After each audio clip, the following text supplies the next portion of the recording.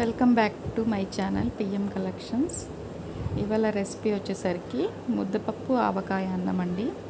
ఈ రెసిపీని ఎలా తయారు చేయాలో ప్రాసెస్లోకి చూసేద్దాం. ఇక్కడైతే మేము అందరం ఇవాళ సండే కాబట్టి స్పెషల్గా ఇది రెసిపీ చేసి అందరం కలిసి కూర్చొని తింటున్నాం. ఫ్యామిలీ అంతా కూడా ఇలా తింటుంటే హ్యాపీగా ఉంటుంది. అన్నీ మనం ఇలా షేర్ చేసుకొని పిల్లలందరం కూర్చొని ఇలా పేరెంట్స్ పిల్లలు తింటే. ప్రాసెస్ ఏంటంటే, నేను ఇక్కడ ఒక గ్లాస్ బియ్యం తీసుకున్నానండి. ఆ గ్లాస్కి హాఫ్ కందిపప్పు తీసుకున్నాను. ఒక గ్లాస్కి హాఫ్ గ్లాస్, మనం ఏ గ్లాస్తో అయితే తీసుకున్నామో ఆ గ్లాస్కి హాఫ్ గ్లాస్ కందిపప్పు శుభ్రంగా కడిగేసి 2 సార్లు కడిగేసి సరిపడా ఎసరు పెట్టుకొని విజిల్స్ టూ విజిల్స్ వస్తే సరిపోతుందండి, మనకి ఉడికేస్తుంది. ఇలా మనకి ఉడికిపోయిందనమాట అంతా కూడా. నేను ఇప్పుడు ఇది చాలా గట్టిగా ఉంది కాబట్టి ఇందులో ఒక 1 లీటర్ వరకు వాటర్ అనేది యాడ్ చేసుకున్నానండి. ఇలా ఈ విధంగా మొత్తం కొంచెం జావగా ఉండాలి. నేను పెద్ద బాండియే పెట్టుకున్నానండి. నేను క్వాంటిటీ ఎక్కువ తీసుకున్నాను కాబట్టి. ఇంట్లో చేసిన నెయ్యి అండి, చూసారా ఎంత ప్యూర్ నెయ్యో, రవ్వగా ఉంటుంది. ఇక్కడ ఆవాలు, పోపుకి జీలకర్ర, మినపగుండ్లు తీసుకున్నాను. గీ అనేది అంటే నెయ్యి అనేది వేడవ్వగానే ఒక 3 స్పూన్లు నెయ్యి తీసుకున్నాను. అది వేడవ్వగానే ఇవన్నీ వేసుకున్నానండి. తాళం గింజలు, తర్వాత ఎండుమిర్చి, పచ్చిమిర్చి, ఆనియన్స్ కట్ చేసి పెట్టుకున్నాను. ఇక్కడ ఒక 8-9 వెల్లుల్లి రెబ్బలను దంచి పెట్టుకొని మళ్ళీ నెయ్యిలో వేసుకొని వేయించుకున్నానండి. ఆ తర్వాత ఎండుమిర్చి వేసుకొని పచ్చిమిర్చి, ఉల్లిగడ్డలు, కరివేపాకు వేసుకొని దోరగా వేయించుకోవాలండి.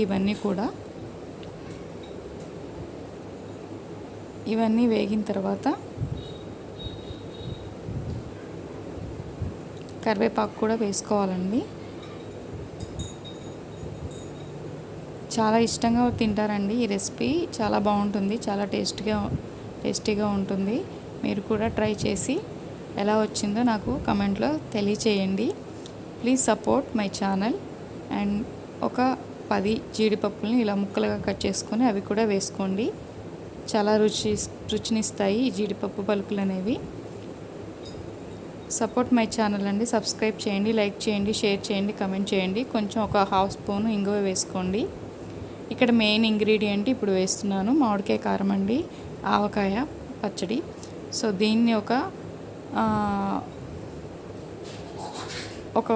100 గ్రామ్స్ పచ్చడి అనుకోండి. 100 గ్రామ్స్ అయితే సరిపోతుంది.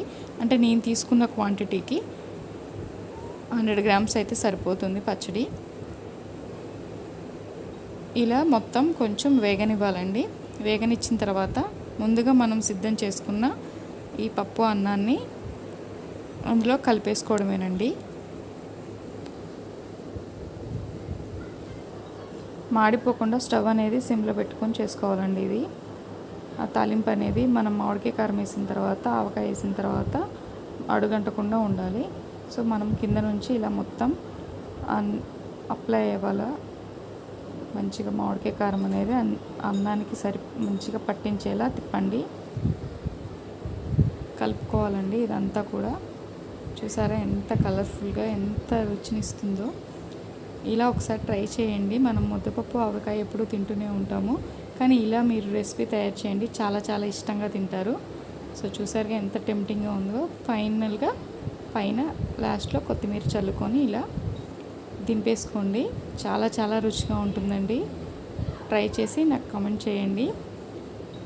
The best recipe, Sunday special అనుకోవచ్చు. ముద్దపప్పు ఆవకాయ అన్నం రెడీ. అప్పడాలు కూడా బాగుంటాయి.